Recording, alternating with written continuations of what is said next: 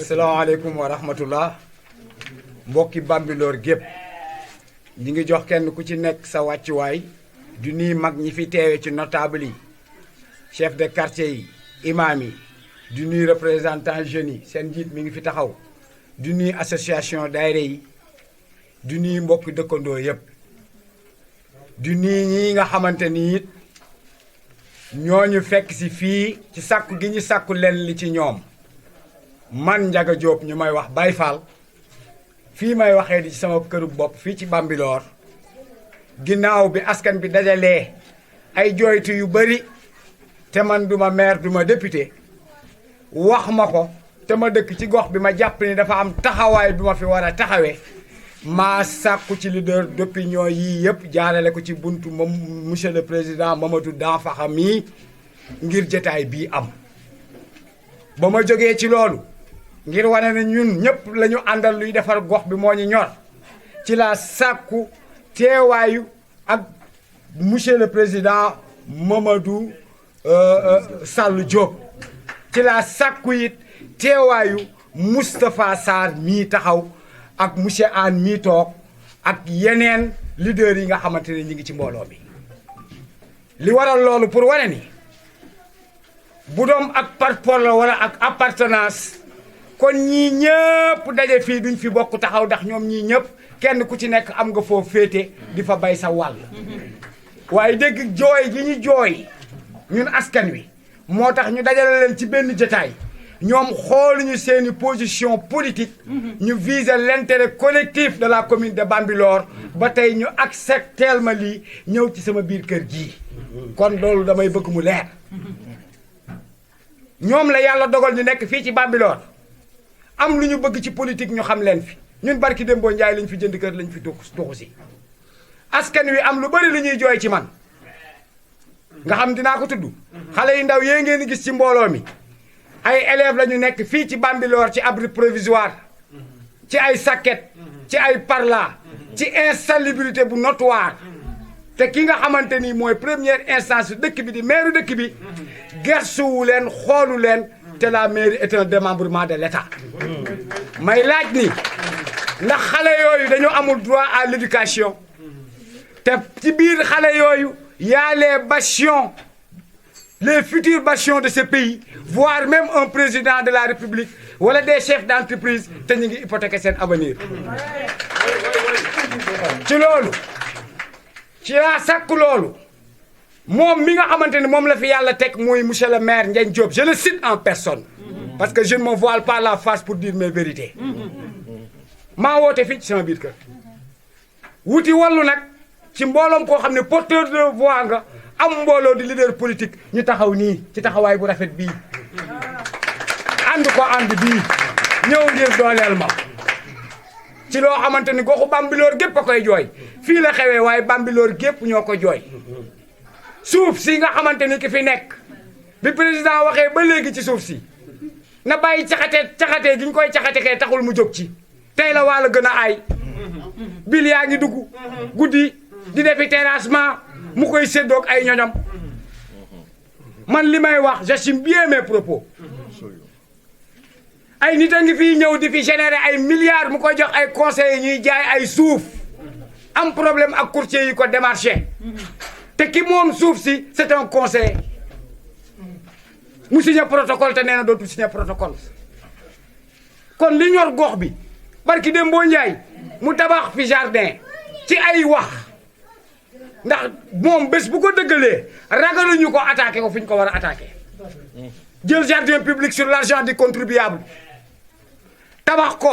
estimé ko à 10 millions ba 13 millions xëy démolir sans rendre compte te école bii suñuy doom di jàngee sàkket soxlawul sax 3 millions automatique bii nga xamante ni ci l'argent du contribuable ci commune bi lañ koy fayee day ñëw ba ci jàkka ji taxaw du dugg nii ngir xëy na jàpp na ni am na ñu nekk fi ñoo xamante ni fi muy xoolee ci politique xooleewuñu fa mu wiiri dem ba nee taxaw fa te du yegg si fii ay jaboot a ngi fi ndox mi jege ci seen i tànk ñu ne laaj 10 millions pour xëcc ko fu ñu koy jëlee ku dépense di të éclairage public ñu koy voté ci suñu budget dara tàqu fi président association yaa ngi nii Mamadou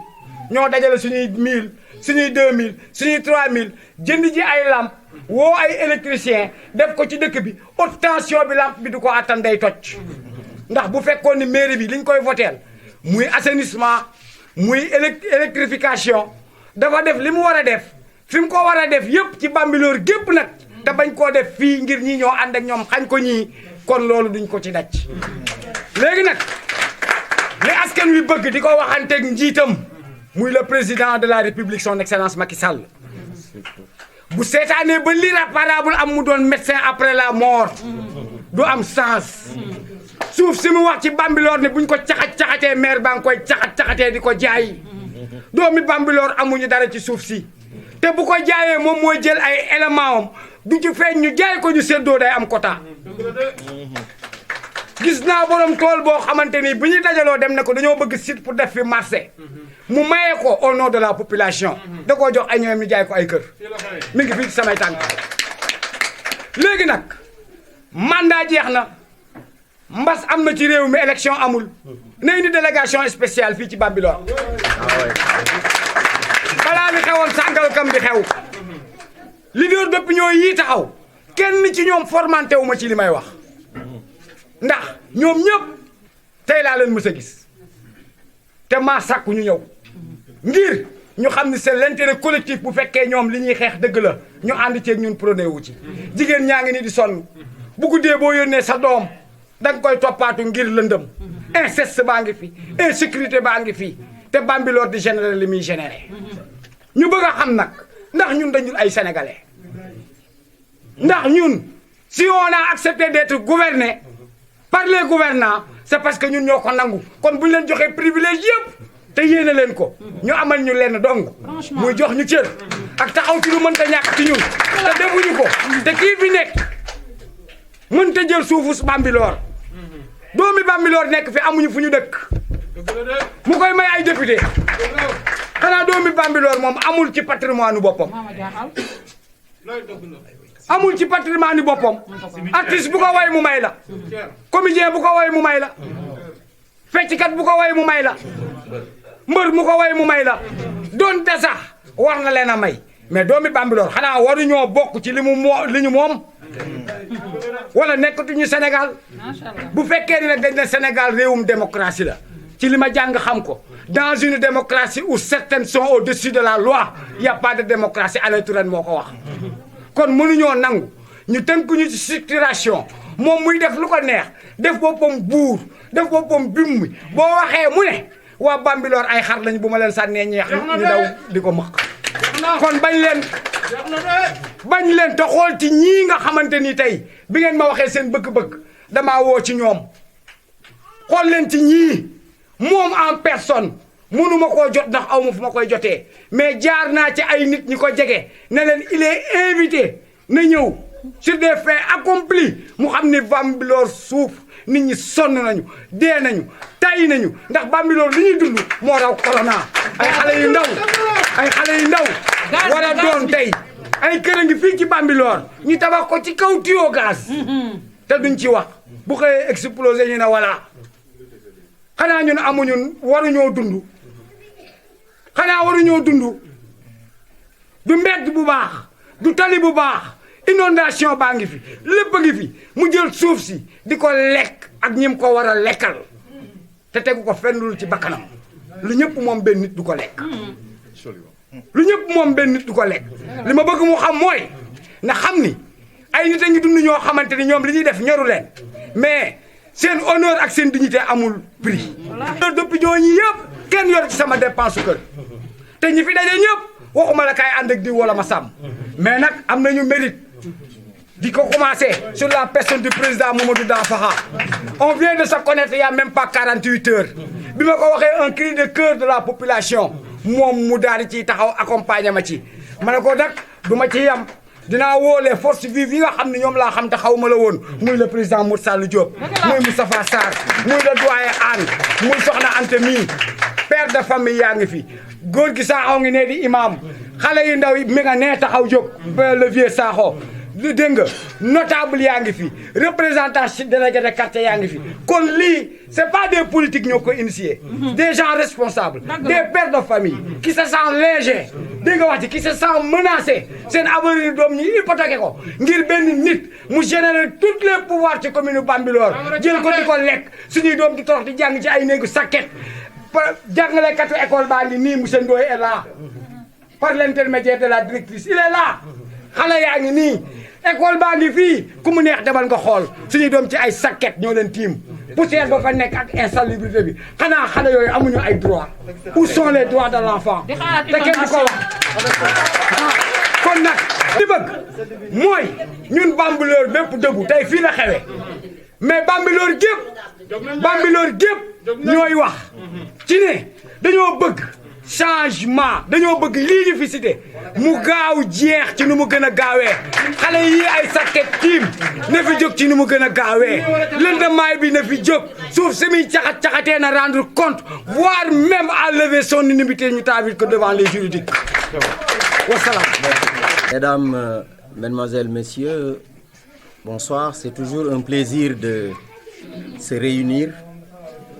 dans l'intérêt commun de la défense des intérêts des Bambilorois. On ne le dira jamais assez, nous ne ferons que réitérer. Depuis l'appel de 17 octobre 2020, nous l'avions souligné à haute voix et avait invité le président de la République, son Excellence Macky Sall, à venir à Bambilor faire de cette commune une délégation spéciale. Et nous avions des raisons de l'inviter à faire de Bambilor une délégation spéciale, car toutes les conditions sont réunies. Ce qui se passe à Bambilor est une catastrophe. Des scandales financiers à n'en plus finir, un bradage foncier qui ne dit pas son nom, un silence assourdissant de la part de son Excellence le Président Macky Sall. Personne ne comprend. On en a assez. Cette situation ne peut plus perdurer. Pour une municipalité qui a perdu son mandat depuis 2019, le mandat est terminé depuis 2019, depuis belle lurette. On ne fait que proroger la date des élections. Jusqu'à quand, messieurs? On en a assez. Il s'agit maintenant de réunir tous les leaders de Bambilor. Parmi ces leaders que vous voyez, il y a des républicains, il y a des libéraux, il y a des non-alignés. L'essentiel, c'est de travailler autour d'un seul objectif. L'érection d'une délégation spéciale à Bambilor. Parce que la situation est plus que catastrophique. Maintenant, nous sommes des gens civilisés. Nous ne répondrons jamais à l'appel de certains. Sortir dans la rue, brûler des pneus, faire des vandalismes, non. Nous ne sommes pas dans ce registre. Nous sommes beaucoup plus intelligents que ça. Nous voulons, avec tact, avec intelligence, avec beaucoup de souplesse, inviter le pouvoir principal, le président de la République Macky Sall, à faire de Bambilor une délégation spéciale d'art. Sans quoi, ce qui risque de se passer, se passera. Maintenant, on va s'adresser directement à M. Ngagne Diop, le maire.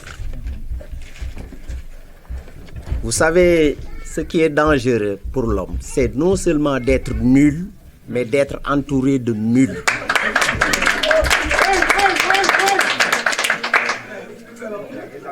Non seulement il est nul,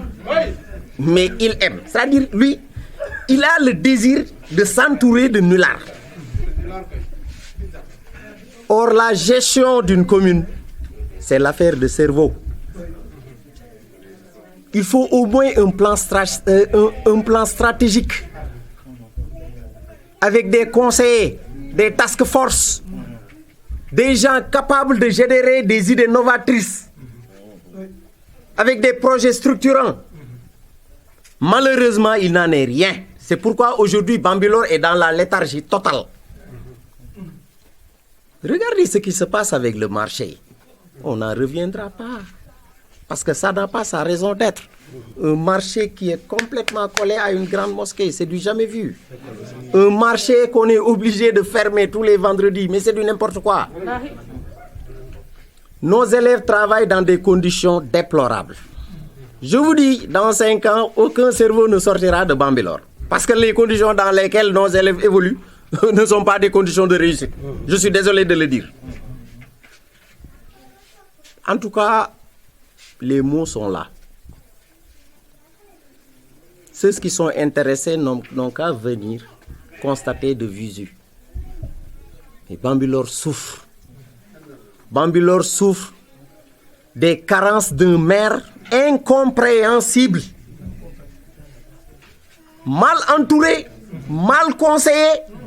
malheureusement qui ne cesse de faire des scandales. Je vous dis, venez à Bambilor, il y a trop de scandales. Comment pouvez-vous comprendre un lotissement qui se fait pendant la nuit? Comment pouvez-vous comprendre des 80 millions qui disparaissent comme ça, sans suite? Non, il faut savoir rester noble dans la vie. Quand on est incapable de gérer une mairie, dites carrément je suis incapable, je suis carent. Mais il ne faut pas essayer de colmater les brèches, car la population en souffre. Aujourd'hui, c'est le grand mal de Bambilor.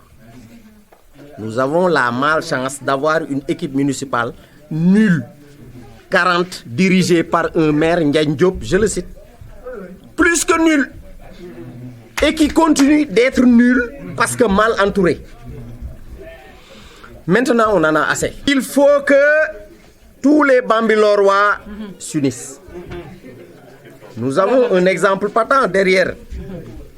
M. Danfaha qui est du PDS, M. Moussal Diop qui est de l'APR, et tant d'autres dirigeants qui sont là. M. Sarr, Mme Anne, etc. Donc tous unis autour d'un même idéal. Lutter pour le développement de Bambilor. Mais cette lutte pour le développement de Bambilor passera d'abord par l'évincement de Ndiagne Diop. Ndiagne Diop doit être évincé directement de cette mairie. Non seulement il doit être évincé de cette mairie, mais traduit en justice. Ah oui, il faut qu'il soit audité.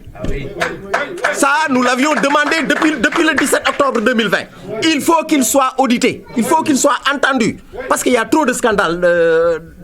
dans cette commune de Bambilor. Trop. Trop, c'est trop. Maintenant, ça, ce n'est qu'une sortie. Mais ce qui reste à venir, reste à venir. De toute façon, on verra.